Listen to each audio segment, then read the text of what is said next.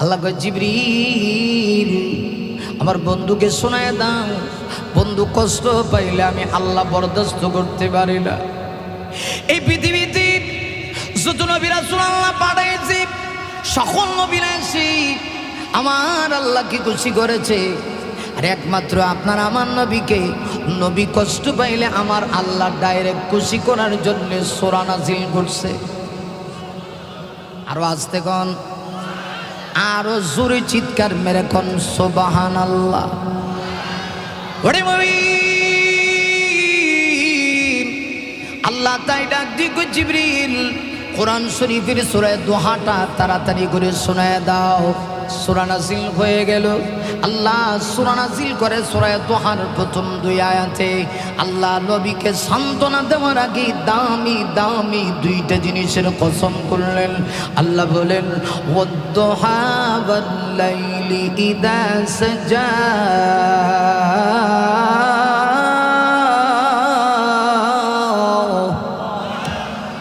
আবার নবীজি মাঝে মধ্যে কাবা শরীফের দেওয়ালের ভিতরে আলান দিয়া নবী চোখের পানি ছেড়ে দিয়ে আল্লাহর দরবারে কান্না করতেন। আমার আপন চাচা যে আমার বিরুদ্ধে চলে গেল, বড় কষ্ট পাই গো আল্লাহ। পুরো দেশবাসী আমার বিরুদ্ধে যাক, এতে আমার দুঃখ লাগে না, কষ্ট লাগে না। চাচা যে আমার বিরুদ্ধে চলে গেল, শুধু চাচা বিরোধী করে না, চাচার বউ যিনি তিনি হলো চাচি, চাচিও নবীর বিরুদ্ধে চলে গেছে। আমার নবীর কাছে ওকে আসায় কিছুদিনের জন্য আল্লাহ স্টপ করে দিলেন। নবীর ভালো লাগে না, মনের ভিতরে কেমন জানি একটা কষ্ট। চাচা এসে ডাক দিয়া কয় বাতিজা মোহাম্মদ, বুঝতে পেরেছি তোমার আল্লাহ মনে হয় এখন আর তোমাকে ভালোবাসে না। আবার নবী বড় কষ্ট পেয়েছে না, শুধু চাচাই কথা বলে তা না, চাচি এসে ডাক দেয়া কয় মোহাম্মদ তোমার কাছে যে একটা শয়তান আসতো, শয়তান বলতে বুঝিয়েছে হযরত জিবরিলকে, শয়তানটা তো এখন আর তোমার কাছে আসে না। ইন্না মুহাম্মাদান কাদ খালা, মোহাম্মদ মনে হয় তোমার আল্লাহ তোমাকে এখন ছেড়ে দিয়েছে, তোমার আল্লাহ তোমাকে ভালোবাসে না। আর না হয় তোমার কাছে যে জিবরিল আসতো, এই শয়তানটা এখন আর কেন আসে না? আমার নবীজি হৃদয়ের ভিতরে রক্তকরণ হচ্ছে, অন্তরের ভিতরে আঘাত পাচ্ছেন। 1 দিন 2 দিন 3 দিন 4 দিন 5 দিন 6 দিন 7 দিন 8 দিন 9 দিন 10 দিন এইভাবে করে মোট 15 দিন চলে গেল। এমনি দেখা যায় আমার আল্লাহর কুদরতি জড়িয়ে জুস মারছে। আল্লাহ ডাক দেখো জিবরিল আমার বন্ধু কষ্ট পাবে, আর আমি আল্লাহ তাকায় তাকায় দেখবো না, তা হতে পারে না। জিবরিল দৌড়ে যাও, এই মুহূর্তে আমার বন্ধুকে সান্ত্বনা দেওয়ার জন্য বন্ধুর কাছে পূর্ণাঙ্গ সূরা সূরা দোহা নিয়ে হাজির হয়ে যাও। হযরত জিবরিল আগমন করছে, সূরা দোহা নাজিল হয়ে গেছে। আল্লাহ কয় জিবরিল আমার বন্ধুকে সূরা শোনায় সান্ত্বনা দাও। অন্য সময় যখন সূরা নাজিল হয়েছে, জিবরিল আয়েশা আস্তে আস্তে করে নবীর সামনে তেলাওয়াত করছে, আর এবার ব্যতিক্রম। আর জিবরিল আমার বন্ধুর সামনে সূরা দোহা তুমি তেলাওয়াত করবা দ্রুত গতিতে, খুব তাড়াহুড়া করে আমার বন্ধুর সামনে সূরা দোহাটা তেলাওয়াত করবা, কারণ আমার বন্ধু কষ্ট পেয়েছে। আপনি যদি কাউকে ভালোবাসেন, আরেকজন আইসা যদি বলে তুমি যারে বালা পাও, হ্যাঁ বালা মানা, তখন দেখবেন ভিতরে কেমন জানি একটা আঘাত লাগে, সিয়া দিয়া গোতা মানন লাগে না। আর আমার আল্লাহ আমার বন্ধু তার বন্ধু বিশ্ব নবীকে কত ভালোবাসে, বিশ্ব নবী আমার আল্লাহকে কত ভালোবাসে। কিন্তু আবুল আহাব্বা কয় কি, আবুল আহাব্বার স্ত্রী উম্মে জামিল কয় কি, মোহাম্মদ তোমার আল্লাহর এখন তোমাকে ভালোবাসে না।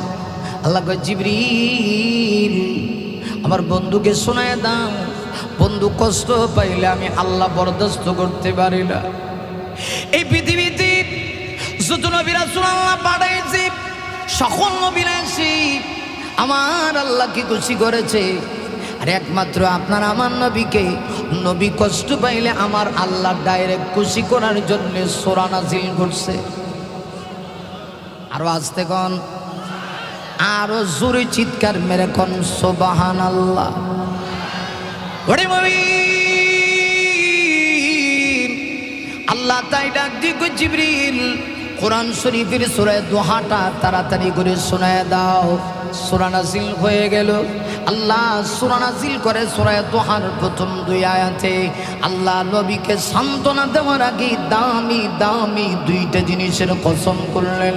আল্লাহ বলেন ওয়াদ-দুহা ওয়াল-লাইলি ইযা সাজা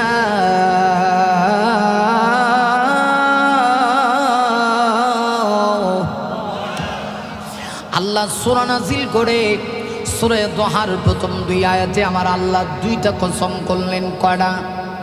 আল্লাহ বলেন নবী গো আরবের কাফেররা বলে আমি আল্লাহ নাকি আপনাকে ভুলে গিয়েছি।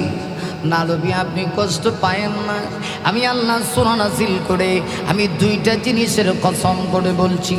1 নাম্বার হলো সূরার নাম দোহা। আমার আল্লাহ সূরা নাজিল করে সূরা দোহার প্রথম 2 আয়াতে 2টা কসম করে 1 নম্বরে আল্লাহ কয় দোহা নবী গো আমি আল্লাহ দোহার শপথ করছি। 2 নম্বরে আল্লাহ বলেন ওয়াল লাইলি ইদা সাজা আমি আল্লাহ লাইলে সাজার কসম করছি করে আল্লাহ 3 নম্বর আয়াতে জবাব দেন। এর আগে আসুন এই 2টা কসম কি, এগুলার ব্যাখ্যা কি? আল্লাহ রাব্বুল আলামিন যে বললেন দোহার কসম, তাফসীরে কিতাবে মুফাসসিরিন কেরামগণ অনেকগুলি ব্যাখ্যা করেছে। আরে মুমিন দোহা মানে কি?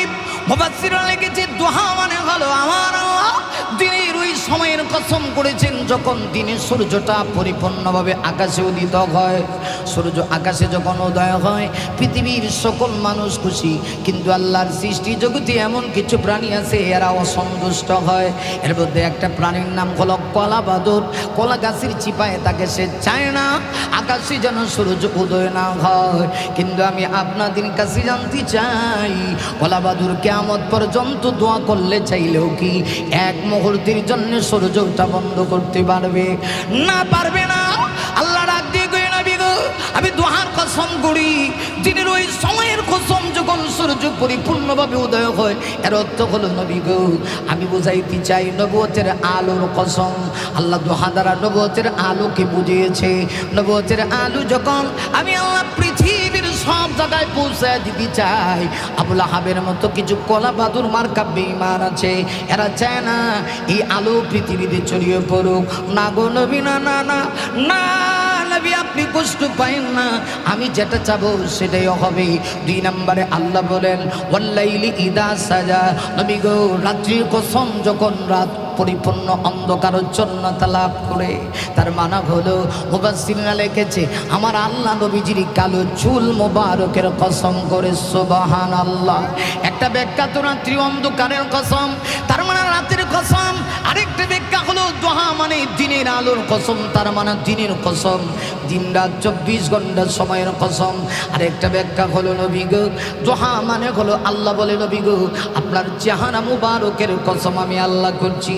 নবী গো আমি পৃথিবীর কোন নবীর চেহারা কসম করি নাই, আমি আপনার চেহারা মুবারকের কসম করছি। 2 নম্বর নবী গো